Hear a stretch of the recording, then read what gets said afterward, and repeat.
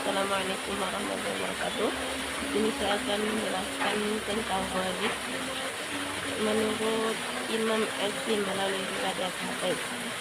Pertama, Imam Asyim melalui hadis Hafiz dikenal sebagai salah satu qori yang paling banyak diikuti dalam bacaan Al-Quran. Beberapa istilah dalam bacaan atau tajwid dikenal dalam konteks qiraah Imam Asyim riwayat Hafiz.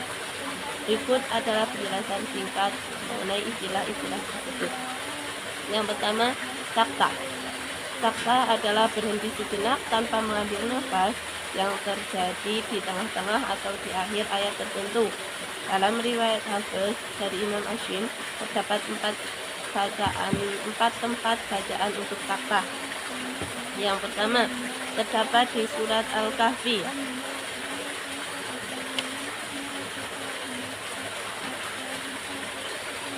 Yang pertama terdapat di surat Al-Kahfi dalam ayat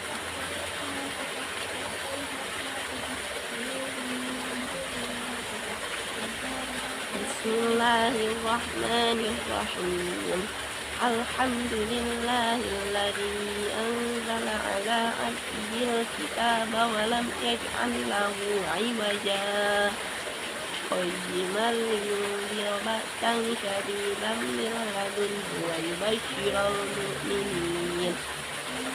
ويبشر المؤمنين الذين يعملون الصالحات أن لهم أجرا حسنا.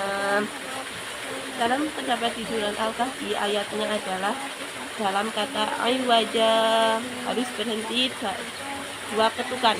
Aywaja qayyima tanpa bernafas. Selanjutnya dalam surat Yasin ayat 52 juz 23. Bismillahirrahmanirrahim. Qalu ya wailana man ba'athana min marqadina.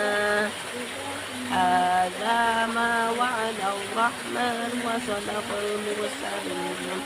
Ayatnya terdapat di dalam kata mim marqadina.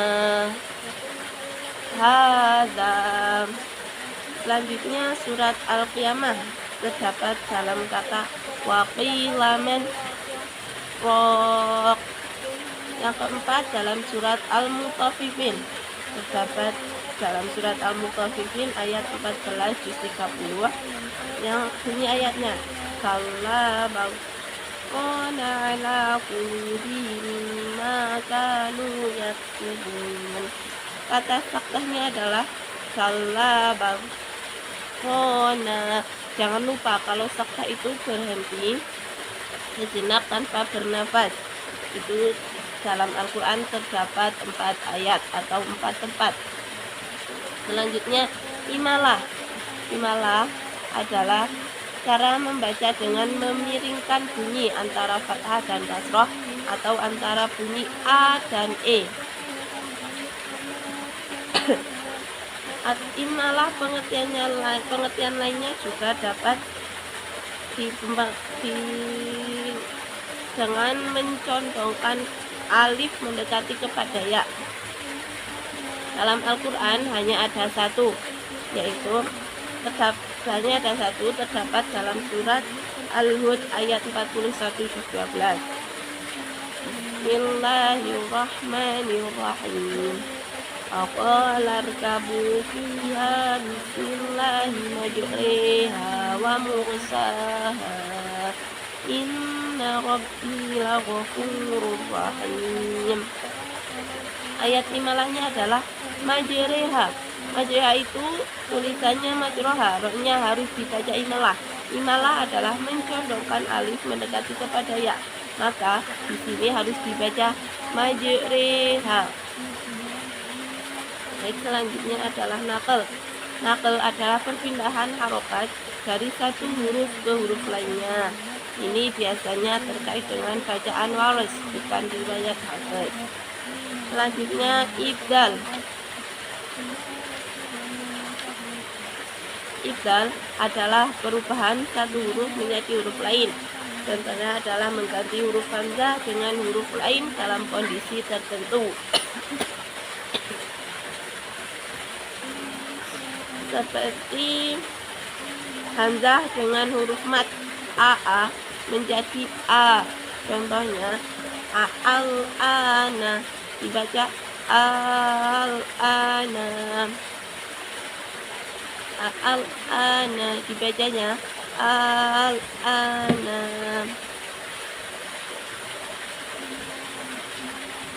Kemudian ismam. Ismam adalah memadukan dua bunyi vokal, yaitu dhammah dan sukun. Bacaan ini juga lebih dikenal dalam qiraah lain seperti riwayat Ahmad.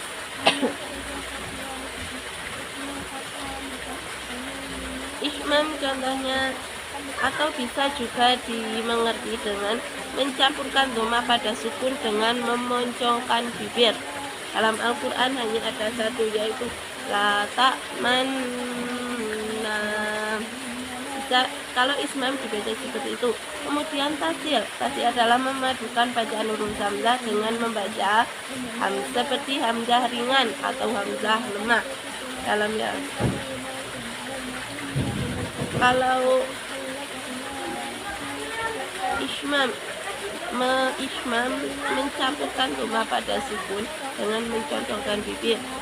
Cara bacanya la ta'manna. Kemudian tasil adalah memudarkan bacaan huruf hamzah dengan membaca seperti hamzah ringan atau hamzah lemah. Tasil itu hampir sama dengan ibdal yang tadi. Contohnya al-ana. Kalau tasil itu masih seperti tulisan, seperti ayat al-ana boleh dibaca tasil al-ana, dan boleh dibaca ibdal al-ana. Seperti contoh ayat surat Yusuf ayat 51 juz 11. Kita akan membaca menjadi tasil dulu. Bismillahirrahmanirrahim. Asumma idza ma waqa'a amantum bih al-ana wa qad kuntum bihi tasta'jilun. Itu bacaan tasilnya. Kemudian bacaan ibdalnya. Asumma idza ma waqa'a amantum bihi al-ana wa qad kuntum bihi tasta'jilun. Baik, kemudian yang ke poin 7 yaitu mat dan qasar. Dalam mat memperpanjang bacaan huruf mat. Huruf matnya alif, wawu, ya. Sesuai dengan kaidah tajwid, dalam riwayat Hafiz, mat bisa dibaca panjang. Jadi kalau dibaca panjang adalah mat wajib mutasil atau pendek mat jaiz munfasil. Tergantung pada kondisi tertentu. Kalau mat wajib mutasil, membacakan bacaannya hingga 4 sampai 5 harokat. Seperti contoh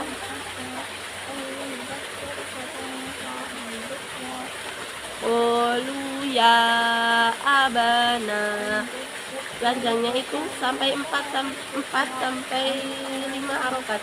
Qulu ya abana. Kemudian mad jaiz munfasil membacakan bacaan hingga 2 sampai 5 harokat. Jaiz munfasil atau pendek biasa. Kemudian silah adalah menyambungkan bacaan akhir dari kata yang berakhir dengan huruf ha dhamir dengan kata setelahnya. Berarti silah itu menyambungkan bacaan akhir dari kata yang berakhir dengan huruf ha dhamir dengan kata setelahnya. Silah ada 2. Nah, silah qasirah dan silah tawilah. Yang kemudian poin 9-nya fathah atau dhammahnya dha.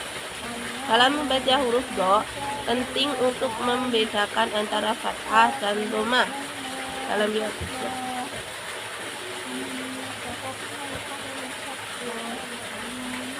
Contohnya adalah dalam Al-Quran itu bacaan fathah atau dhammah dalam doa itu dibagi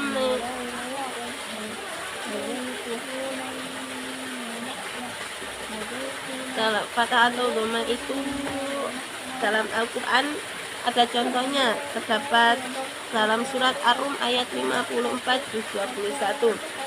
A'udzu billahi minasyaitonir rajim. Bismillahirrahmanirrahim. Allahul ladzi khalaqakum min dha'fin tsumma ja'ala min ba'di dha'fin quwwah thumma ja'ala min ba'di quwwatin dha'fan wa shaybah yakhluqu ma yasha' wa huwal alimul qadir. Di sini huruf yang boleh dibaca fathah atau dhammah. Contohnya kata dhofin, dhofan boleh dibaca fathah, dhofin, dhofan, dan boleh dibaca dhammah, dhufan. Tadi saya sudah membacakan dengan harokat fathah, kemudian saya akan kembali membacakan menggunakan harokat dhammah. Bismillahirrahmanirrahim. Allahul ladzi khalaqakum min dha'fin tsumma ja'ala min ba'di dha'fin quwwah thumma ja'ala min ba'di quwwatin dha'fan wa shaybah yakhluqu ma yasha' wa huwal alimul qadir. Seperti itulah bacaan Gharib oleh Imam Hashim melalui riwayat Hafiz.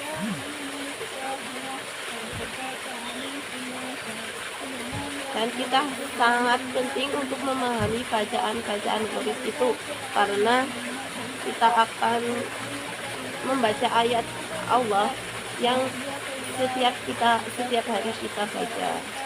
Terima kasih, itu dari saya. Wassalamualaikum warahmatullahi wabarakatuh.